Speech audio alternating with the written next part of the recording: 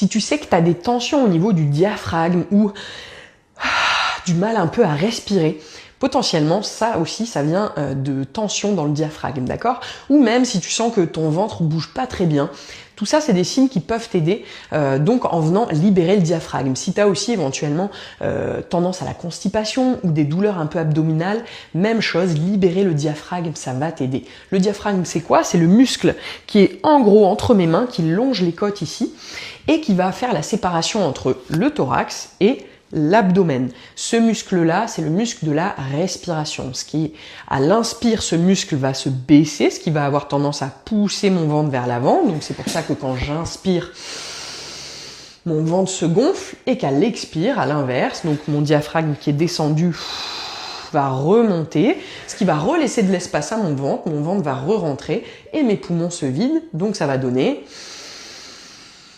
à l'inspire, tout se gonfle et à l'expire, tout se vide, ok?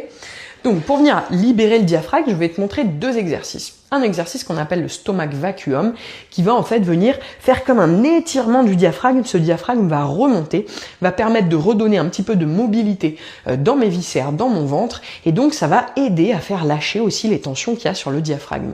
Comment on fait cet exercice-là? Vraiment, il y a des étapes importantes à comprendre. Donc première étape, je vais vider mon ventre, mes poumons.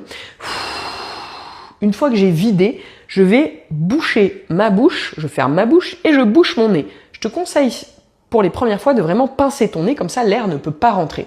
Une fois que tu fermes ta bouche et ton nez, l'idée ça va être d'essayer d'inspirer. Mais tu peux pas vu que tu as fermé ta bouche et ton nez. Donc comme tu vas pas réussir à rentrer de l'air, tes poumons vont quand même se gonfler en faisant appel d'air avec ton diaphragme. Donc ça va donner, regarde, donc on a dit je souffle d'abord. Je vide, une fois que j'ai vidé, je ferme ma bouche, mon nez et j'essaie d'inspirer. Et là, tu vois, ça vient faire un appel d'air, il y a mon diaphragme qui remonte. Ça donne donc, regarde bien.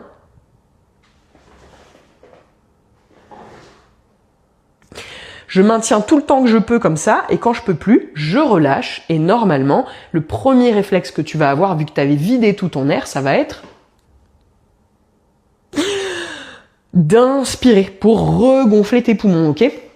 Donc, au départ, tu auras peut-être un petit peu du mal à le faire et c'est pas un problème. C'est le temps que tu arrives à comprendre un petit peu comment ça fonctionne, ok? Mais en tout cas, ce qui est important, c'est que tu ne dois pas prendre d'air et tu dois sentir là que ça vient faire vraiment un étirement à l'intérieur du ventre. Essaie déjà de faire ça plusieurs fois, ça peut vraiment t'aider donc à libérer ton diaphragme. Et le deuxième conseil, c'est de venir caler tes doigts ici en doigts pointés comme ça, tac, sous tes côtes et de venir te baisser. Donc, quand tu souffles, tu vas te baisser, ça va donner. Et là, j'ai mes doigts qui rentrent et potentiellement, ça va faire mal. Donc, le but, c'est pas que ça te fasse trop mal. Donc, tu t'arrêtes avant que ça fasse trop mal. Inspire, tu remontes. Expire, tu redescends. Et petit à petit, l'idée, c'est de pouvoir te pencher un peu plus, un peu plus, un peu plus, et après de venir bouger un petit peu tes doigts pour essayer de venir libérer, comme faire un massage en fait, de tout ton muscle diaphragme. Donc essaie de faire ça, peut-être de manière régulière, un petit peu, tous les jours, quelques fois le stomach vacuum, quelques secondes déjà cet automassage, et puis de voir un petit peu l'impact que ça peut avoir justement sur tes tensions du diaphragme et sur potentiellement tes problèmes de constipation et l'hypomobilité que tu pourrais avoir bien dans le ventre.